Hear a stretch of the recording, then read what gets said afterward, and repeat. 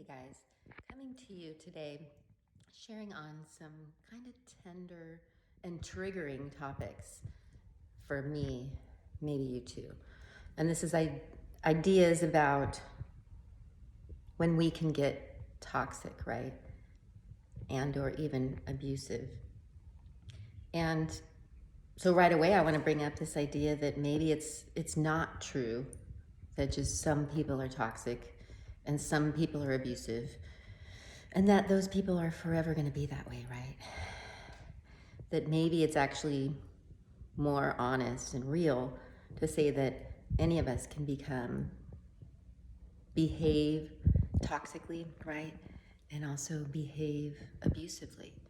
And it's a hard truth to see for me too, especially when we can feel like we're so all about how we're treating people, especially the people that we love, right? When we realize that we're becoming a source of toxicity. And really, what does that word toxic mean?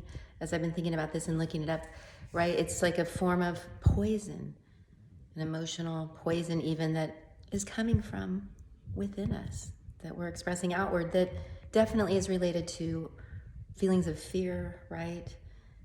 Perhaps feelings of anger or resentment, but I would vote mostly that fear. And that's where we can really get clear on what we're under the influence of, right?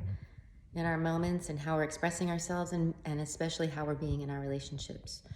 Are we coming from that fear? Are we coming from love? How's that playing out in how we're showing up, how we're responding, how we're expressing ourselves, and how we are and aren't connecting with the people that we care about, especially. So I'm looking at when and why I might become toxic in relationships and really wanting to own that it's about me looking within and owning what's creating that, looking what I can do to shift and change what's creating that, because there's no excuse in letting it continue, right? Not deciding that I'm just a toxic person or an abusive person, but it's just a possibility of expression, maybe within us all, and that I can use moments like this as a wake-up call to really change how I'm doing life, how I'm being within, right?